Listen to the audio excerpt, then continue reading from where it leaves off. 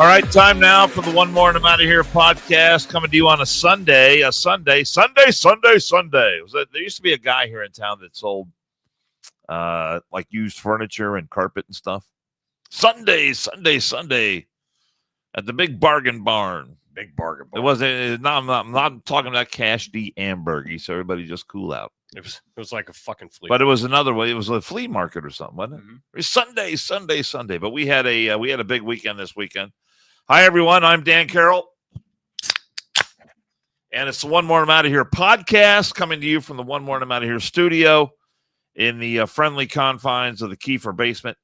It's the Gibson Kiefer compound. We got to make sure it's Gibson first. Kiefer. That's a top billing. Then here after September, it'll be the Kiefer compound. So here we are. We had a big weekend this weekend. Got to play a little golf with our buddy Dan Varner, Todd Sledge. Good outing for the helps veterans, irreverent warriors. But it's a irreverent warriors. But it's got a serious mission to do what it can to prevent suicide amongst our veterans. So a very important mission, and so we were glad to support that this weekend. Yeah, and play a little golf. That was fun. I mean, hot day, but yeah, the beer. And I still want an inquiry into the 7 under that was posted by Charlie and Danny Reed and that group. Call them bullshit. Yeah, I'm calling bullshit. So we need. We need the officials. Well, we got Kevin in that group and Brennan, those guys. Oh yeah, he was gummied and vaped out. Brennan was, so I know that for a fact. But yeah, great. So we had a big weekend, and then the biggest part of the weekend, the St. Veronica Festival. We had we were working Friday, Saturday, Sunday. Delzati sausage booth worked like we owed him money. We worked like we owed him money. But yeah, it was fun. That's always a lot going on. It's always a great time. Summertime, slinging a lot of stuff. We moved a fair amount of meat on Saturday. We ran out. I always like to think that I move a fair amount of meat. Yeah, but even just getting up in the morning. We literally got down to our last handful of green peppers and onions, and those went by the wayside today. Yeah, and go check them out. DelzatiSausage.com. I don't even know. I don't even know what his web address is. The thing is, like those people in the booth next to us, they sell the hamburgers, and the chicken nuggets, and the French fries. But you can get that stuff anywhere. That's right. But when you come to a festival, eat something that you can't get every day, and that is Delzati sausage. That's correct. And so I went over there today, and I cut up some chef pieces, took it over there, and I said, "Here, get a little pop of flavor." And instead of your cardboard hamburger. And look, trust me. I snagged a couple of things of fries and a chicken nugget here and there, which is fine. Right. We share. And so I took them over some sausage.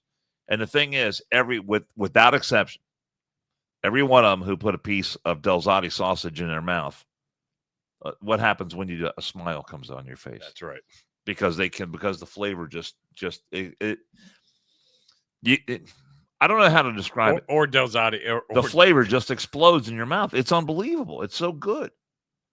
And then we have the Joey Butter. Did you get a piece of that Joey Buttafuoco sausage from yesterday? No, I did not. Oh, not even. Look, maybe there's some people who like, but the Delzati sausage far superior to the Joey Buttafuoco sausage. I didn't get any of that. So all of you watching us in New York, Joey Buttafuoco, sorry about your luck. Speaking of New York, in this podcast today, coming up, we are scheduled to have our buddy Zeke Arkham, who is going to join us. What is it now? It's about 10 after 6 local time. After the bottom of the hour, we expect Zeke to join us. We have spoken with him. He has the link to the podcast. I know he's got some responsibilities he's taking care of right now, but he said about around 6:30ish, I should be able to join you. So we are expecting our buddy Zeke, and you do not want to miss that because the dude is on fire right now. Do you want to go to those videos first? Oh, no. I want to wait till... Well, maybe one. Well, we've got a lot of video. We've got a lot of ground to cover with video before we get to Zeke. I like this though. Like you and I came in kind of hot, getting a show together. Helping Franco with the booth. Come home, get cleaned up, get all the fucking sausage grease off, and actually set the show up. Waiting for Zeke, but then you were finding more stuff, and I was like, oh my god, send that to me.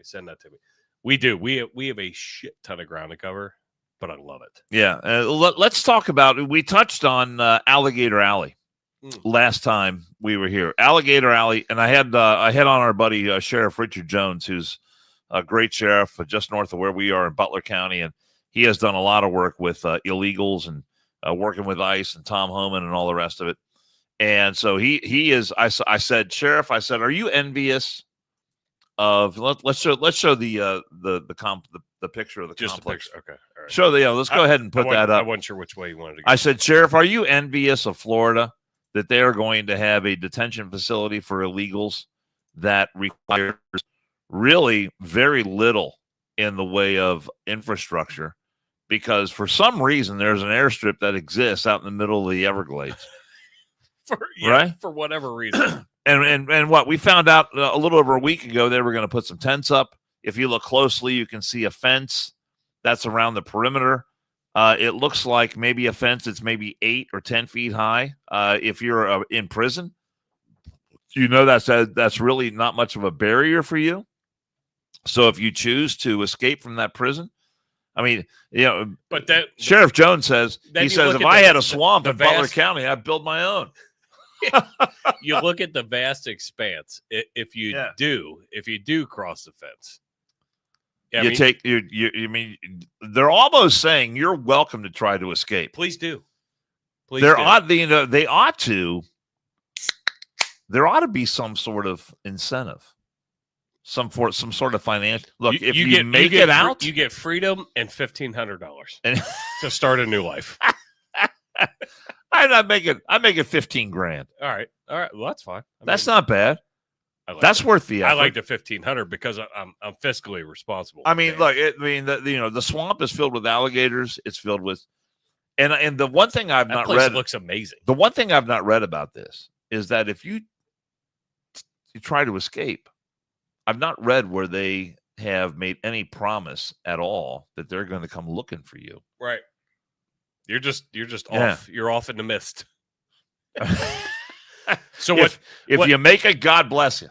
Was meant to be. What Joe Billy 007 doesn't realize is that's our all-inclusive honeymoon after the wedding on September 27th. When we head out, that's where we're going. Well, look how beautiful that place is. You got the airstrip right there. Looks lovely. Really. And I guess there's actually a road that you don't have to worry about getting to the airport. Yeah. There's no shuttles. It's just all right there. So I think there's actually a road that goes in there because I saw trucks coming in, bringing in the tents, and the crews who are building the tents and doing all the work on the facility. So I guess the strategy would be try to make it to the road, and then maybe you could get your way out of there. Have you ever watched the movie Surviving the Game with Ice Cube and Rutger Hauer? Remember Rutger Hauer? Yes, Rutger Hauer is a great actor. I like Rutger Hauer a lot. R.I.P. Yes. So Ice Cube is a black dude, bunch of whites, fucking catch him, and then they go into the jungle and they release him, and then they go and hunt him. It's actually a very, very good movie. It's a fucked up premise. Then I don't think I have seen it. But it's a very good movie. I've seen movies similar. Because he comes back and he fucks them all up. Rutger Hauer does? No. Ice Cube does. Ice Cube does. Oh, okay. All right. Or Ice-T. Ice-T. I said Ice Cube. I'm sorry. Apologize. But no, he comes back and fucks all these assholes up. But it was actually very, very good. But that's exactly what, when you sent me that picture, we talked about it, 2 podcasts ago, whatever. You sent me that picture. I was like, oh yeah, that's surviving the game. And they did all this in Florida in the span of a couple of weeks. Yeah, it's super quick. And I mean, they're ready to start housing prisoners there in July. They're telling me, so that's pretty cool. So the thing is, there are some people in Florida who don't like it, and so what did they do? Well, they had a protest. Oh yeah. So let's go to the video Let me remove that I found on the. I think I found this on my X feed. of the protest in Florida. And I want you to notice something when you watch the video of this particular protest and what these people are doing. And look, when it comes to protest, exercising your First Amendment right, I am all in favor of it. And that is what we're going to see with these people here in Florida who are, they don't like the Alligator Alley swamp. And there they are out on the side of the road. Roll the video. We have to advocate for all of us. Look at that lady's she's got her bullhorn out there. I'm not exactly sure what she's saying. Place, or maybe you go to church to find that spiritual place. This is a memo to anyone who wants to protest in the United States of America. Find it in your heart. You are welcome to this. This is what we call peaceful protest. And you may notice that we don't see anything burning. We don't see. Look at all those people. We don't see any confrontations. We don't see traffic being blocked. Very important to note. We see the streets. People are free to drive on the streets, to go about their business, go from point A to point B. Or maybe you go to church. Do you know why this protest is happening the way it's happening? There, Jason Keefe. Do you know why? I don't.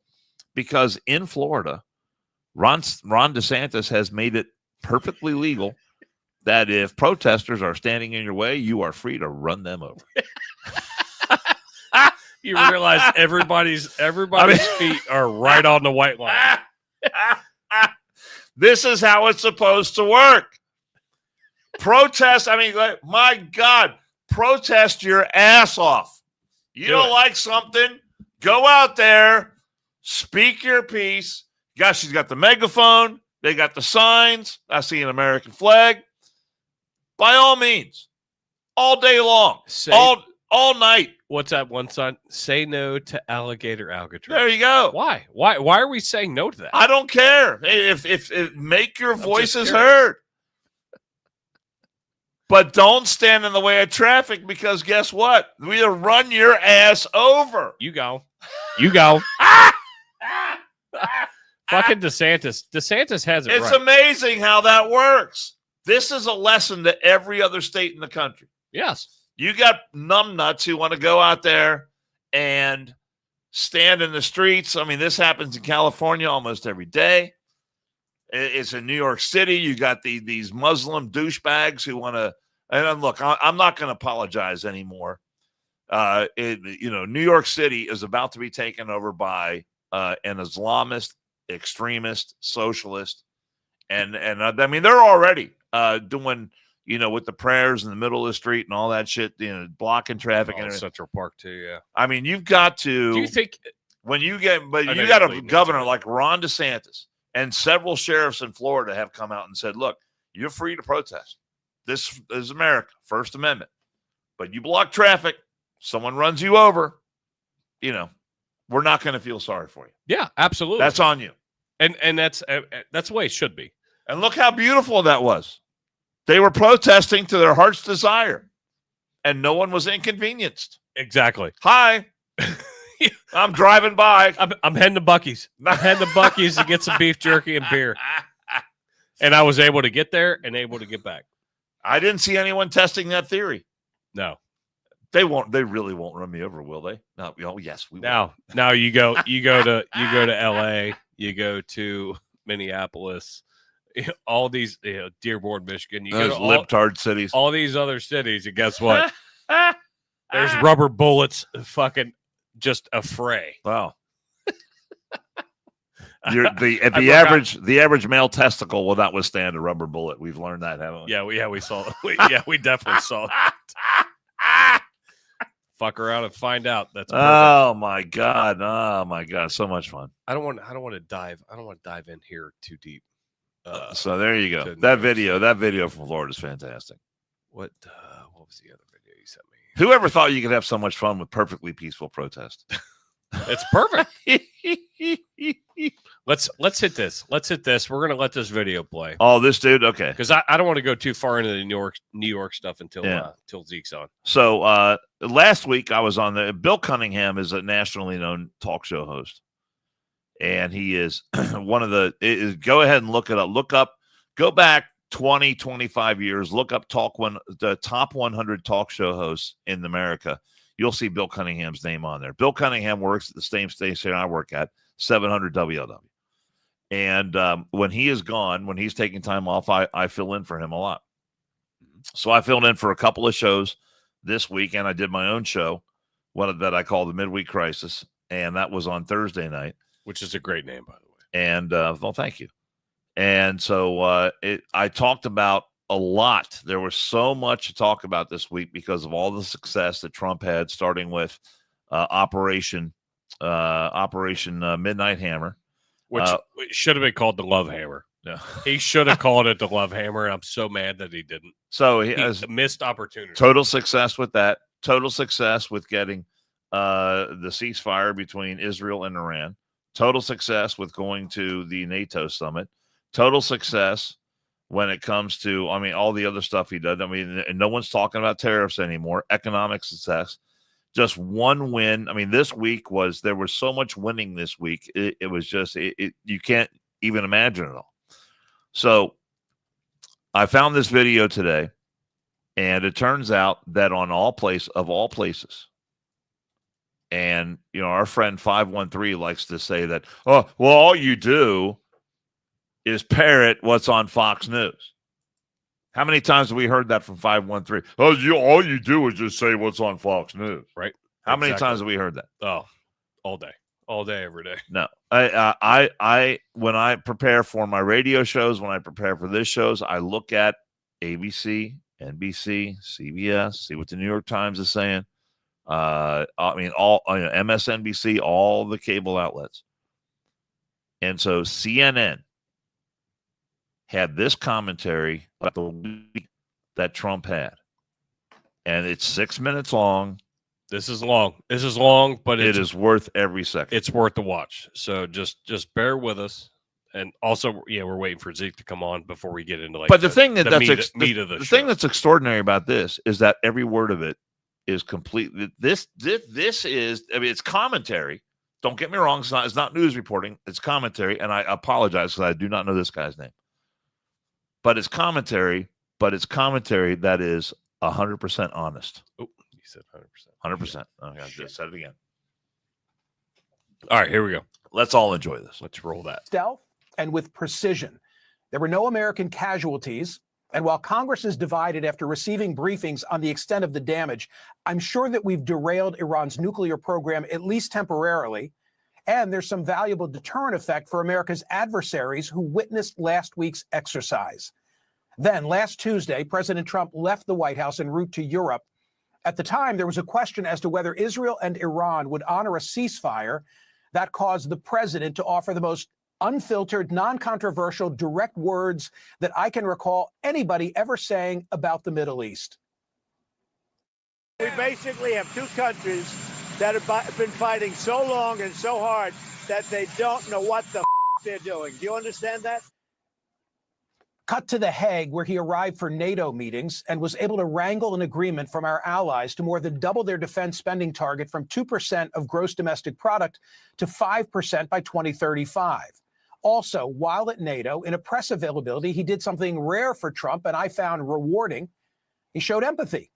It came in an exchange with a Ukrainian journalist who said that her husband was a soldier. She asked whether the U.S. would supply her country with Patriot missiles. Are you living yourself now in Ukraine? My husband is there. Wow. And I can see you very, it's amazing. And me with the kids, I'm in Warsaw actually, because he wanted me to be. Is your husband a soldier? No? He's there now. They do want to have the missiles, okay, as they call them, the Patriots. And we're going to see if we can make some available. I wish you a lot of luck. I mean, I can see it's very upsetting to you. So say hello to your husband, okay? Also in that presser, he was more reflective and respectful than usual of our allies. They want to protect their country, and they need the United States. And without the United States, it's not going to be the same. And I left here differently. I left here saying that these people really love their countries. It's not a ripoff, and we're here to help them protect their country. Back at home, Trump claimed that he's reached a trade deal with China and soon expects the same with India. Commerce Secretary Howard Lutnick told Bloomberg that the deal was signed earlier this week. China's Commerce Ministry said Friday the two sides had further confirmed the details of the framework. Of course, Trump's initial imposition of tariffs wreaked havoc on American markets back in the spring.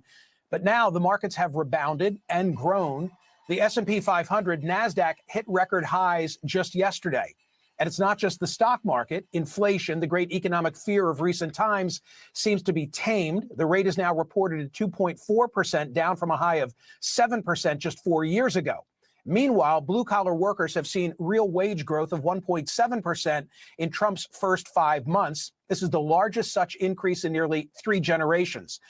Notwithstanding its impact on our national debt, there's also hope among some that Trump's big, beautiful bill will give further financial relief to blue-collar workers, as well as create incentives to build more factories in the U.S. Some already see this happening. For instance, General Electric has just announced that it'll invest almost $500 million in moving production of washing machines from China to Kentucky. And then there's the border. Crossings have slowed to a trickle. According to CBP's May update, Southwest border encounters have fallen to about 282 a day, a drop of 93% from last year and the lowest since the early 1960s. Perhaps the loudest cheering for those border numbers is coming from America's Latino community, which might initially sound counterintuitive. On Thursday, Pew Research released an enormous data analysis of the 2024 election, which contained several surprises. High on that list, President Trump won a bigger percentage of the Latino vote than previously believed. Hillary Clinton had a 38% lead over Trump among Hispanics in 2016. Joe Biden beat Trump in this demo by 25 percentage points.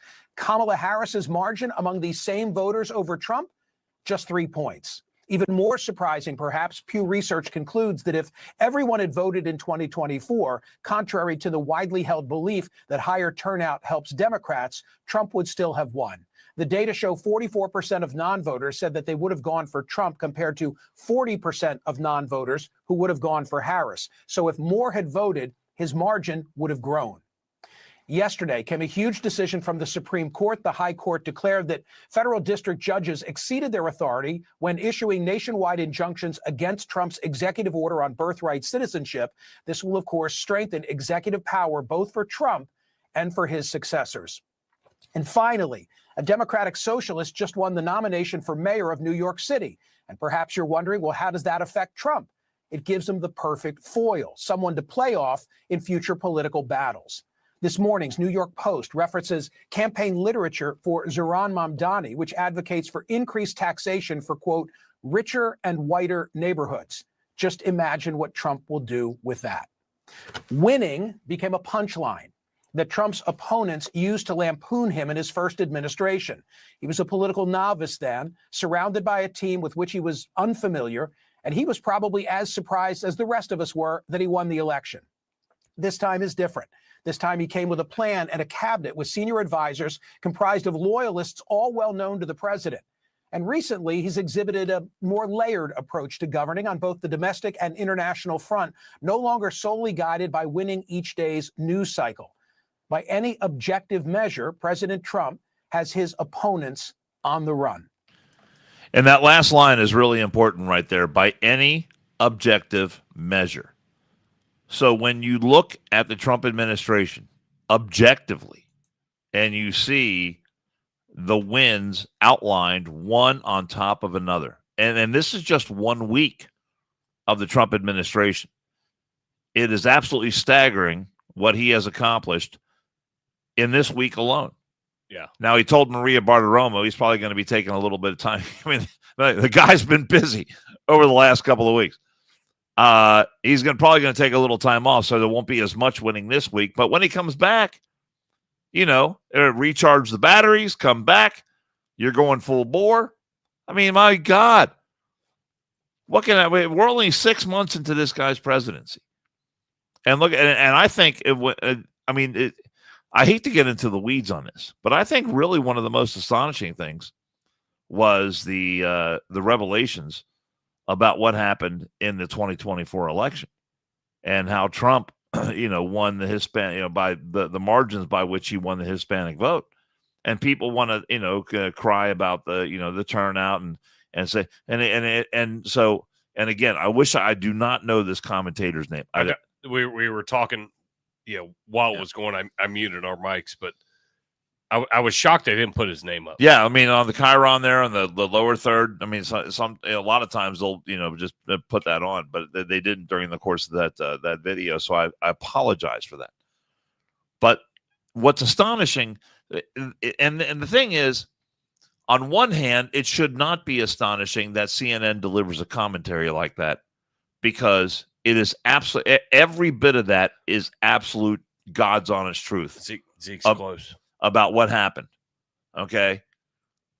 But the thing is that it is newsworthy. They did a commentary like that because it is so rare for them to do something like that. Yeah. And that is not the way it should be. Maybe this is a signal that CNN is going to change its ways, that it's going to start looking at things from an objective standpoint. And look, I don't mind if people have problems with Trump and people want to, and look, I watch my fair share of Fox News, but there are two parts of Fox News. There are also two parts of CNN. There are some parts of CNN that are straight news reporting, very, very limited, very small, but you can find it on occasion. But the rest of CNN is commentary. Same thing, MSNBC. They are so far gone. But I try to look at all of it. Like, as we're grabbing stuff, I didn't mean to cut you off, Dan, but that's all right. As we're grabbing stuff right now, you have to fact check everything. But it's what is a fact to you versus what is a fact to somebody else. I can just put out to somebody else. And then now you have AI you have to deal with. So when you see certain videos, you're like, oh shit, is that even fucking real? Right. I don't even know if that's real yet. So you have to go to 4 or 5 different sites to try to figure it out. But again, we're never going to get it right. The news is never going to get it right, because what is right to you may not be right to me, may not be right to Dan, and each individual. We have our feelings, and that's what we go with. But the fact that was on CNN, I'm glad you sent that, because I know it was a long video, but he hit it right on the head. To my way of thinking, it is so worth the 6 minutes to watch that. But he also talks about the Supreme Court decision that the federal district judges exceeded their authority when issuing nationwide injunctions. Well, that's all fine and good. And that has to do with the 14th Amendment. That has to do with birthright citizenship. And so it is a huge step in that direction of that, the whole notion that if you are born here, that you're a citizen automatically, no matter what. That is not what the 14th Amendment says. You can go and read it. I've talked about it many, many times. But the thing is, that was not the only Supreme Court decision that came down in the favor of the Trump administration.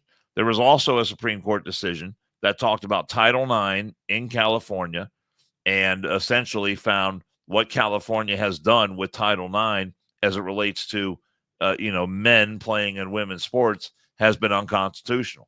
So that's a huge win for Riley Gaines. That's a huge win for those who have been seeking to have authenticity in women's sports and women competing against women, not women competing against dudes. There was also another Supreme Court decision that found that, and this was a big one in favor of parental rights as it relates to Maryland. And there was a case in Maryland that had to deal with schools and the reading material that they were giving to young kids. Like kids 2nd, 3rd, and 4th grade, as it relates to what they were reading in school. And it was all this transgender bullshit and all, the child pornography and guys sucking each other off and all that kind of stuff. All that kind of stuff. And so the parents were like, we don't want our kids reading that. And the schools were trying to say, well, this is part of the curriculum and they have to read it. And they said, nope. The parental rights won the day. And so that is going to be huge more moving forward as we seek to get this kind of crap out of our schools. Right. So that was just two things from the Supreme Court that he did. So add that on to everything else that this guy said. And Trump had a week, just unbelievable week. Oh, dude, yeah, he absolutely killed it. And coming off the raid, I'll call it a raid, bombing, whatever. Operation Midnight Hammer. Operation should have been Love Hammer. It's going to be Love Hammer in my mind all the time. One of these times they're going to call the Operation Chocolate Thunder.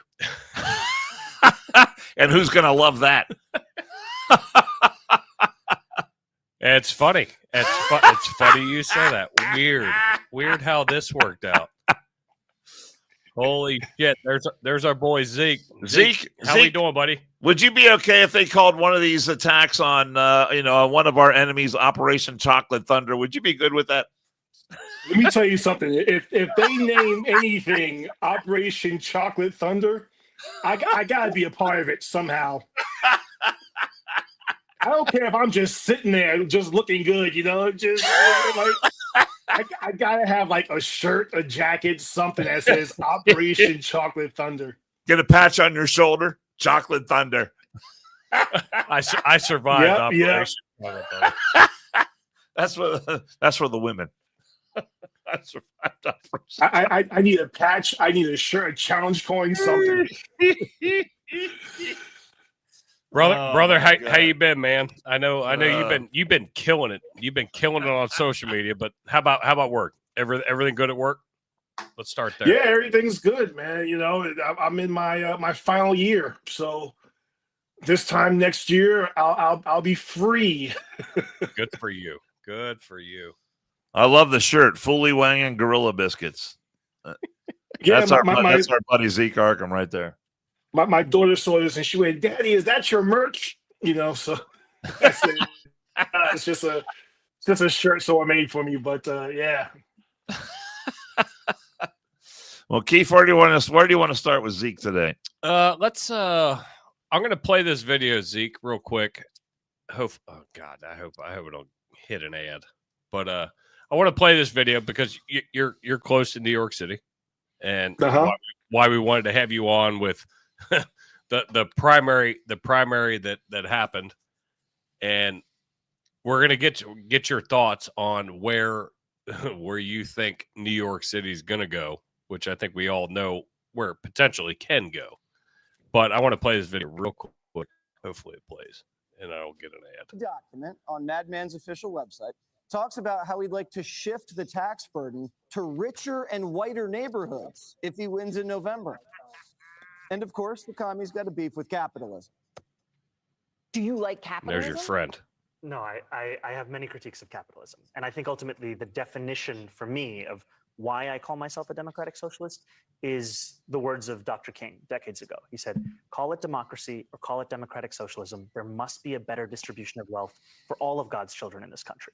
And that's what I'm focused on is dignity and taking on income inequality. But can the moderates slay the socialists? Michigan Senator Scotkin is dropping her alpha vision for the Dems. Watch.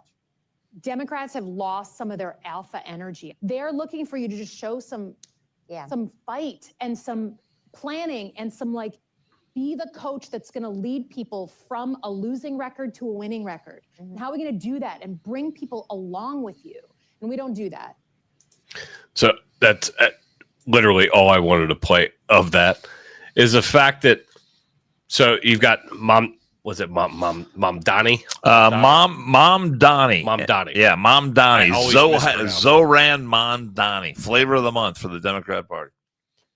So with everything that you're seeing up there, I wanted your take. And as soon as that happened, I was like, Dan, you got to get Zeke. Call Zeke, see if he's available. We got to get his opinion. Because we know you, and I got a couple. Well, this hits close to home for him, man. Absolutely. Yeah, I know. Well, first of all, how scary is this? Well, first of all, thank God I'm not in the confines of New York City. I'm in Nassau. I'm in Suffolk County. Excuse me. So I'm pretty removed from it. But for me, Democrat socialist basically just means you don't have a good grasp on reality. It's like we said before, Dan. It's like, you know, grown-ups who believe in Santa Claus. You know, you're sitting there and you really hope he's going to come down the chimney, and you're leaving the milk and cookies out, and you get to bed real early. Democrat socialism is the exact same thing. You sit there and you're like, you know, Cuba didn't do it right. You know, the Soviet Union didn't do it right. Venezuela didn't do it right. But me, I'm gonna do it right. Or this is he's special. This is exactly me. You know, I have the answer. I'm gonna do it this way, and it's gonna work, and it's gonna be rainbows and unicorns and puppies and kittens and everything else. We're gonna all live in harmony, and we're gonna guide our way into the utopia. Well, if all of these people didn't do, quote unquote, didn't do it right, what makes you think you're gonna come along and do it right? You're not. So he comes along and he's like, oh, I'm going to have government run supermarkets, and I'm going to take over housing and make sure that's done right. And I'm going to do this right. And I'm going to come along and this is going to be free and that's going to be free, or this is going to be, you know, a vastly reduced price, or that's going to be. All you're going to do is shift the tax burden onto the taxpayers, and the taxpayers are going to be stuck with the loop. And now he's saying, I'm going to tax the higher income neighborhoods, which are the white neighborhoods. And this is what's going to happen. And I think when you look at the voting demographics of people who voted for him, it was all upper class white people who did this. And I think as soon as he said that, they all kind of looked at each other and went, "Uh-oh, he's talking about us, isn't he?" So hopefully the tide's going to turn against them, and hopefully New York City will dodge a huge bullet. Because if he does, last one out the room, turn the lights off, lock the door, because that's it. He's done. So Zeke, I got two questions about this. When they're in New York, when he comes out and says, and he uses that phrase, the whiter neighborhoods, and then he turns around and says, well, that's not driven by race. Number one, my question is he going to be able to get away with that in New York City, or are the reporters there going to dog him enough about that he's going to have to actually come in and own it? And then my other question is what the hell is wrong with the young people? Because there's so many young people, college educated, mainly college educated women, but there are effeminate boyfriends as well that put this guy over the top. I mean, is that an indictment on our education system? I mean, what the hell is wrong with these people that they vote for this guy? It's you know what? I would say it's an indictment on our education system. And it's also an indictment on the parents who raised them. I mean, listen, I guess my mom was a hardcore pragmatist, so I never believed that everything was just going to be free. You know, so, you know, when I wanted to buy a car when I was 16, I just got my license. My mom said, well, how are you going to buy this car? Because we're not buying one for you. I can't afford to buy one. So how are you going to buy this car? How are you going to put gas in it? How are you going to pay for insurance? You know, so, you know, my mom didn't let me believe that money and gifts and everything else would just fall out the sky and I was going to be okay. But this is what these college kids think. You know, they go to college, and this is where the education system fails them. They're majoring in advanced basket weaving. They're majoring in I don't know, Latin American studies and African American studies and all that. Okay, well, you know, I had an argument. Not an argument. Yeah, I mean, I had a discussion, a heated discussion, I guess I would say, with a friend of mine's wife, because their daughter was majoring in English in college, and I said, okay, well, but what is she going to do after she graduates with this, you know, $250,000 degree? And she's going to be a writer. She's going to be a professional writer. Okay, well, what are you actually going to do to put food on the table? Because being a professional writer, unless you are in certain areas, really doesn't pay the money. You know, and we had a whole discussion. Yeah. You know, we had a whole discussion. I said, well, how many other English majors are out there that want to write? And how many jobs are there? So that just goes to show, like, you know, the college kids who are graduating in Latin American dance or interpretive dance or philosophy of dance or whatever, you know, they want their college degrees paid queer for. Studies is a big one too. Don't forget that one. Queer studies, all of that. You know, of course they want their degree paid off, because they're not going to be able to actually get a job to cover their student loan bills. Well, you remember all the money that went to Africa for rectal exams for hermaphrodites or whatever it was that Doge that Doge fucking pulled out all this extra bullshit. There's people who have to do those. I love how the Democrats, their argument with that was, excuse me, no, it wasn't Zimbabwe hermaphrodites. It was Ugandan hermaphrodites. Okay, like, right. Excuse me. I'm sorry. You bunch of liars. You lie so bad. And they thought they really said something too. Hey. So the other part of my question was: Is Mamdani going to get away with this take about the whiter neighborhoods, and then be able to skate away from that and say, well, it wasn't about race? I mean, are the good reporters there in and around New York going to be able to get at him on this? Oh, he might be able to get away with it. I mean, listen, he's the darling right now, So, and of course, there's this whole leftist white guilt thing and white supremacy and white privilege and white this and white that. So he might be able to get away with it. Hopefully, though, behind closed doors, behind the scenes, they were looking at each other and going, "Wait, he said he's going to tax who? Wait, tax us? Wait, hold up. We didn't. We thought he was cool. He wasn't. He didn't say he was going to do that."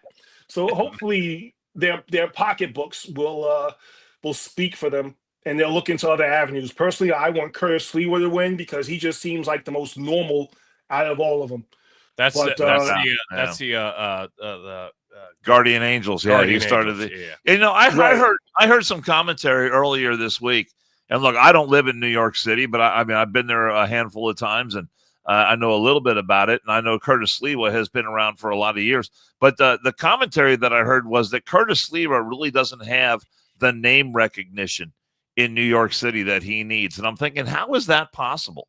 Does Curtis Sliwa not enjoy name recognition in and around New York City? I don't know if it's so much name recognition. It really is just you're in a city that says vote blue no matter who.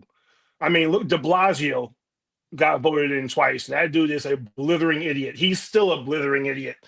He got voted in twice.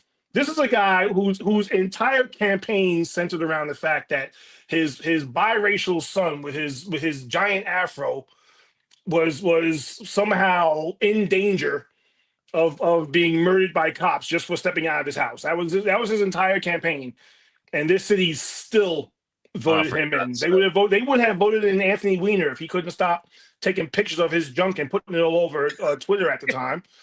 So I mean, that was basically the choice. And then you mean to tell me that the two people who ran against de Blasio wouldn't have made better mayors? So I mean, it turns into this city will vote for their own demise as long as there's a Democrat at the helm. Unbelievable. So I'm a little geographically challenged. So how far out of New York City are you? Like just a roundabout number. I'm about an hour away. Okay. All right. So you being in public safety, as I am, people. You've gone to trainings, you've met people, people that work for NYPD, I'm sure. Yeah. I can only imagine their thought process when one of his hashtags is defund NYPD. Like, what are you doing? Like, what is this guy trying to do? And I know we all like intermingle, in the public safety realm. Holy shit. These guys you want these guys to go to work and protect one of the angriest cities, as I like to call it, in the country. Defund the police again. Here we are. I'll tell you this right now. None of these people who actually back defund the police want to give up their police protection detail. So when they talk about defund the NYPD or defund the police, they're talking about defund all aspects of that except their protection detail. And this goes for mayors, city council people, everything. None of them want to actually give up their protection detail. So they're talking about they want to defund your cops, but not theirs. Exactly. But I mean, honestly, not the guys to protect me. Yeah, get rid of those. Yeah. Yeah, no, you can keep the 4 or 5 cops who are on my detail. Yeah, they're not going anywhere. But for everybody else, yeah, we're going to defund. But I mean, listen, I dare anyone who truly wants to defund any police department, whether it's Chicago, LA, New York, anyone who wants to actually defund police, I dare you to give up police protection in your community. So if something happens, you can't call cops, call a crackhead. See how well that gets you. But none of them are going to do it because all of them, as much as they complain about cops, and as much as they, oh, I don't want cops around, and if there were no cops, our neighborhoods would be safer because I'll just go out there. They tried that already. They tried that with Chaz, and Chaz, it wound up becoming the purge. So if you want to live in the purge, go right ahead. The only people I know who want to live in the purge are hardcore criminals. But for the people who are voting right now for Mamdani, the white liberals who live on the Upper East Side or near Central Park or live in Douglaston in Queens, which is a more upper class white neighborhood, or live someplace else where they really do rely on police protection. The AOCs of the world, all of them who think that people rioting are just going out for bread, I dare them all to give up police their precinct, their local precinct. But none of them are going to do it because defund the police is a nice slogan and it sounds great in theory, but in reality, it's not going to happen. Yeah, maybe call Zohran Mamdani. I'm sure he'll be Johnny on the spot and take care of whatever issue is afflicting you. Let's do a little guest choice right here. Here, real quick. Okay, let me throw this out. All right. So the other day, I feel like we're privileged in the fact that our vice president of the United States lives literally 20 minutes from where we're sitting right now. That's his home residence. And nice. So he's allowed to come back to his own house. He doesn't have to stay, at the Naval Conservatory. Is that what it's called? Naval. Yeah, the vice president lives. Yeah. That's what I go with, generally speaking. He's allowed to come home to Cincinnati, right? So the other day he was at Jungle Gyms in Fairfield right after he went to Lima, Ohio, and did a speech and whatever. Came home, he went to Jungle Gyms. Jungle Gyms, Zeke, is anything and everything that you would want, you could find it there. Like that's the easiest way to put it. Food wise, giant supermarket. Yeah. I mean, it's every nation, they've got everything. But he was in town. I saw so many videos and pictures. He's wearing a Skyline Chili, which is a Cincinnati thing. Skyline Chili shirt with his kids. He's shopping. He's grocery shopping. People were bitching. Oh, Secret Service shut down the highway. All he's doing is fucking grocery shopping. Like, why? Like, but it goes back to that defund the police thing. You want to defund the police, but yet this guy can't come back home and grocery shop at a supermarket that he wants to grocery shop at. He's taking a couple of days off. Then he's going to go back to Washington, go back to work. It was just so funny. I'm sorry. When you're vice president of the United States, and I don't care which political party you are, you got to have protection. Correct. I mean, I covered when Al Gore was the vice president of the United States. I covered a lot of events he was at, and I had to go through not the same level as a presidential. When you go through the Secret Service screening, but I had to go through that too. There are bomb sniffing dogs. I mean, you had the metal detectors. You got wanded, all that kind of stuff. So, I mean, that whole notion that you don't want to have police protecting our elected officials is just complete crap. But we're inconvenienced because our traffic got stopped for a minute. Yeah. Well, people. Guess what? Hey, everybody in Cincinnati, they get stopped. The traffic gets stopped for Democrats too. Right. So I mean, yeah, it's part of the deal. But we have a vice president that hopefully, potentially will be president from here, Cincinnati, locally, and he's coming back home. He's not just living in DC. He's actually like patronizing, our businesses, which I think is fucking great. Yeah. And he's a down to earth dude, and like I said, wearing a Skyline Chili t-shirt, jeans, and everyone's like, well, I can't believe he took his kids out. What? He's not allowed to hang out with his kids? It was just so stupid, Zeke. But this is the shit that we're dealing with here in the 513. But I'll say two things about the JD Vance. He seems like just a cool, down to earth dude. Like if you sat down across from him, you would forget you're talking to the vice president of the United States after a while, just because he seems like just a regular dude. And I can understand why Trump picked him, and why he connects better with people, rather than Tim Walz or Kamala Harris or anybody else. But the second thing is, listen, when I went to the White House, we call her camel toe, by the way. Yeah. Sorry. But listen, when I went to the White House, I had to pass through about 4 different layers of security. And I was glad for each and every single one. They ran my background twice. One agent ran it, and then I walked a little bit further. I got to a little more secure place. And then while they were wanding me and x-raying all my stuff and looking at my phone and all that, they ran me again, and listen, I appreciated all of it. I said, hey, listen, if this is the level of scrutiny I have to go through to partake in seeing the president, I'm cool with that. Because no matter who you are, I do want our president to be protected. Whether you're a Republican, Democrat, whoever, I want our president to be protected. So anyone bitching and complaining because they had to wait 5 minutes for JD Vance to pass by, I mean, listen, unless you're sitting there crossing your legs because you got to take the monster of all pisses or monster of all shits, I'm cool with it.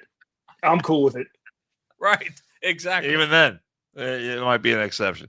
So Zeke, I want to do a little guest choice here. We found a couple of things you recently posted on X. One was about our buddy Jamal Bowman. The other one was about our friend you like to call Bokisha, Jasmine Crockett. So we've got both. We've got a couple of your texts at the ready, your posts on X at the ready. Which one would you like us go to first? Would you like to go to Jamal Bowman first, or would you like to go to Jasmine Crockett first?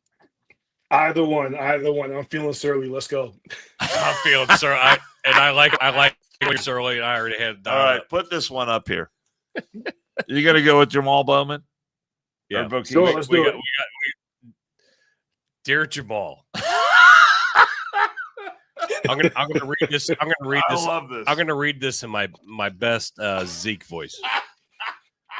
You blocked me because I kept talking about your titties, but one of my friends brought this to my attention, so I figured I'd holla at you. Yeah. In quotes, and white supremacy is all low IQ. Useless race grifters scream. You can't point out actual proof of white supremacy. You can't offer solutions. You can't even tell me where this white supremacy boogeyman is. You just scream it because it sounds like you're doing something. You were a congressman who pulled a fire alarm during a congressional vote and emerged unscathed. You then campaigned for re-election on a platform of being black and nothing else. Is the white supremacy in the room with you right now? Do us all a favor and shut your man-tittied, useless, irrelevant ass up. No hugs. Hugs are for winners. Zeke. Dude, you absolutely kill. You absolutely kill social media. So you're saying Jamal needs to spend a little more time on his upper body workout. Is that what you're saying? How did I start calling him titties? Oh, he was wearing a shirt one time when he was trying to get reelected, and he was standing next to AOC, and I'm looking at the two of them. I remember I just kind of said to myself, I think his tits are bigger than hers. And it really just went from there. But listen, his entire platform was I'm a black man, you should vote for me. And that was it. It was like, okay, well, what policies do you have? I don't have any policies. I don't do policies. I'm a black man, you should vote for me. Okay, well, what do you plan on doing if we reelect you back? I don't know. Hey, listen, I haven't thought that far ahead. I'm black though. That is a fact, and you should vote for me. So I mean, for him now to scream about white supremacy, it's like, okay, well, do you have examples of white supremacy? Where is this white supremacy taking place? You know, where can we go and fight this white supremacy? Oh, there is none. So now you're hollering just to holler. Okay, cool. So I like calling him out on it. I like embarrassing him, calling him out his name, because it's for me, it's he's a joke, and I make a joke out of it. That's all. You blocked me because I kept talking about your titties.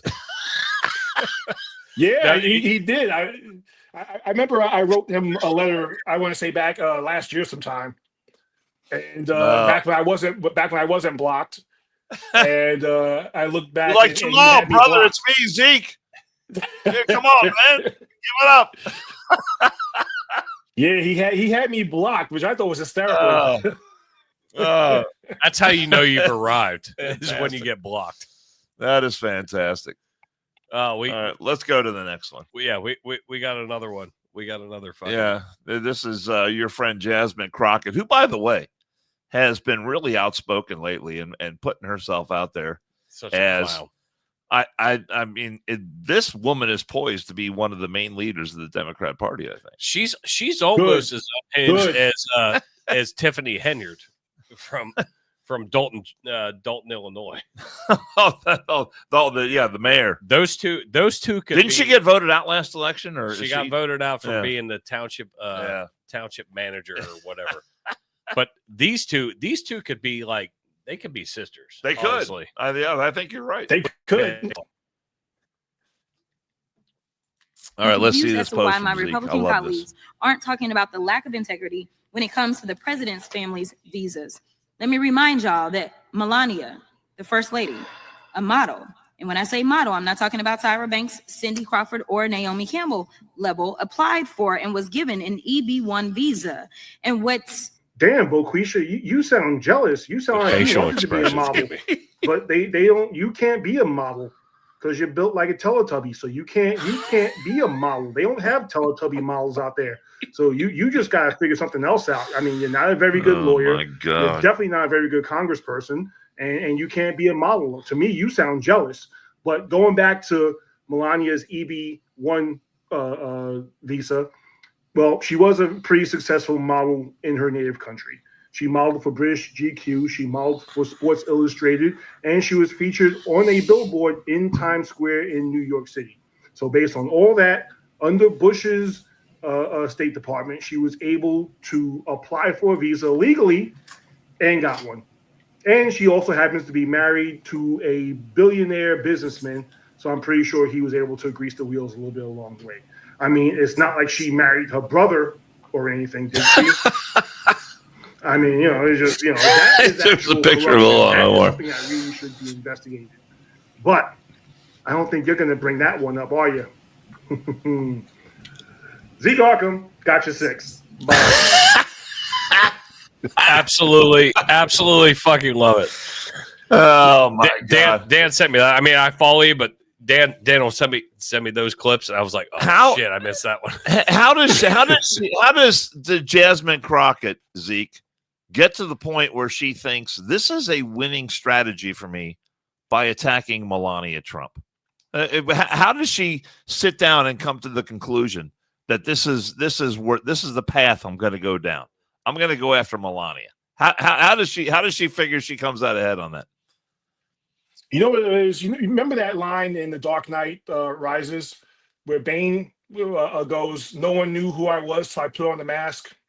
This is basically Boquisha right now. No one knew who she was until she started doing her Shanae impression in Congress. Girl, you need to understand. I'm a black woman, and you need to understand where I'm coming from. And y'all need to. No one would have cared. No one would have known who she was until she started doing all that. She's been in Congress how long? And it took her this long to start her little shucking and jiving act. So I call her on it, bro, because it's the funniest thing to me, and it's me making fun of hood culture. She's basically just trying to hood it up, and you've got the nimwits on her side going, "No, she's just being real.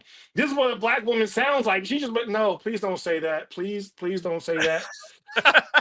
Because by her sounding like that and her doing that, and you trying to say this is you make us all look bad. Okay, now I feel like I gotta go to work and be like, yo, what's up, man?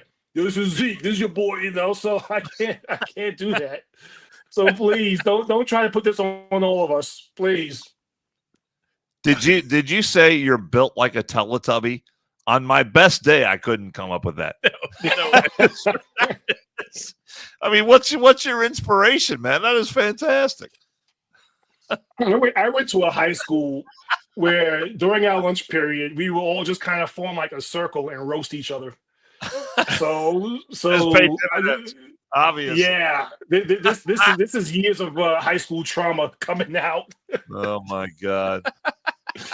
This is how you had to survive at the high school I went to. You know, if you weren't part of that little circle and you roast people, you just, you know.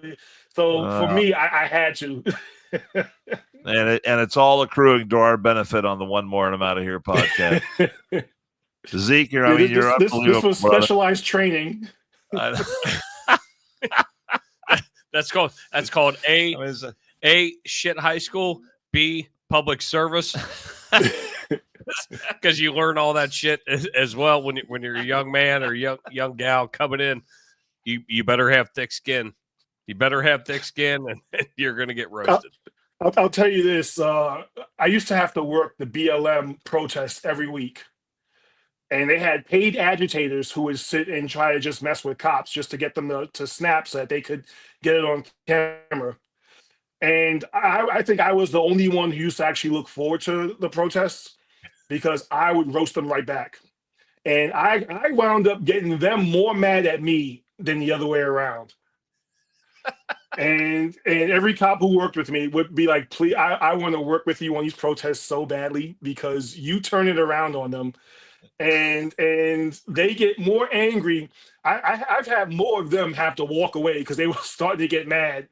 And yeah, so it all came in handy. So I mean, this is now I'm just turning it on Boquisha and Jamal Bowman. Absolutely. Zeke, let everybody know where they can find you.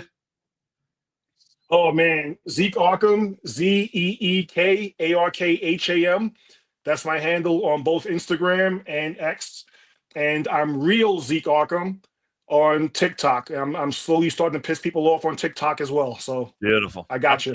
I'm actually trying to slowly start pissing people off for the One More and I'm Out of Here on TikTok. We've had it. We just haven't capitalized on it, but I'm slowly starting to work on it. But Zeke, we appreciate you, man. Thank you so much. And I mean, we're gonna have you on before you're retired, but I'm so fucking jealous right now. The guy he kills it. He kills it on social media every day. He's unbelievable. I've got a little less than 3.5 years, and I'll be with you. But we need to collaborate a little bit more. So let's keep this thing going. But we appreciate you being on, my man, and everybody that's in the chats and everybody that's following audio wise when you download. Follow Zeke, man. Follow his social media. It is entertaining. That's not even a good adjective. I know. Well, we haven't had this many. It's so good. We haven't had this many good laughs in a long time. But Zeke, thank you so much for spending the time and being on today, and we appreciate it. And we'll be talking again soon, I'm sure. Listen, Dan, I know we've never met in real life, but I consider you a really good friend, bro. So thank you so much for having me on. Appreciate you. That means a lot to me, man. I really mean that. Thank you so much. Hey, we're gonna fix that. We'll fix it. And we'll either come up your way or you come down our way, or we'll meet halfway. I'd love to ride to New York sometime. We're gonna make sure we meet up in real life. So absolutely, absolutely. Have a great week. Thank you. See you guys. Be good. Bye. How great is that? The one and only Zeke Arkham. I mean, when that guy's on the show, you can't. You're six. Makes me not even think about Pappas. Who's Pappas? Who would you rather have your six? Zeke or Pappas? I'll take Zeke. I'll take Zeke all day. Zeke all day. All day. Did you see how big he is? The dude, he's jacked. He's absolutely yoked. Jacked. No, I was. Yeah, I'm glad he was able to be on, and I wanted his take on the whole New York stuff. Even though it's like it's in his backyard, but hour away, but still close. But I mean, enough. but he gives that up close perspective of what's happening there, Yes. and so we certainly appreciate his take on that. But I don't know, man. We can't top that, so I don't even want to try to top it. So let's hit the sponsor and call it a day, huh? That's right. Sunday night. Sunday night. Gotta get ready for one more and I'm out of here. Hi, everyone. Dan Carroll here. Time to tell you about a great new sponsor for the One More and I'm Out of Here podcast. It's Murphy Engraving. Murphy Engraving is the place to go for your business, industrial, and personal engraving needs. Take a look at the Murphy Engraving page on Facebook, and you're going to see all kinds of unique items that really seem to take on a life of their own because they've been customized with an image, a name, or a logo, and all of it just really beautifully done. The acrylic sports awards that light up are especially creative and very cool. The customized bottles of bourbon, those are my personal favorite. And wait till you see what they can do with items that are made out of wood. The next time you want to recognize someone special or you're looking for that one-of-a-kind gift, you'll be glad you checked out Murphy Engraving. And a bonus, you're supporting a local family-owned business run by brothers Brian and Kevin, who is a lifetime firefighter and Air Force vet. At Murphy Engraving, they turn the ordinary into the extraordinary, and at Murphy Engraving, we are American-made. I think Wednesday works for me. All right, so we're gonna. Does that answer your question? Yeah, we right. we were trying to figure out while they have what's going on, when our next show is, but potentially Wednesday around 5-ish. All right. 5-ish. Sounds good to me. We'll follow the Instagram or the Facebooks, and we'll let you know when we're going. 14 viewers right now. That's nice. That's good. Rocking and rolling. It was up higher. Bosco, Tyler, John, Falk, Tyler. We love our people. We I appreciate. think 513 was in there for a little while, wasn't he? Yeah, he was. All right, and then good stuff. And then he went away. Weird. That never happened. Maybe we'll get a Pappas update on the next one. Yeah, Pappas update. We'll see if he's alive, where he's traveling, what he's doing. But Wednesday, probably 5 o'clock. All right, we'll call it that, and then if it changes, I'll let you know. And another shout out to Zeke. Thanks for being on. Zeke Arkham.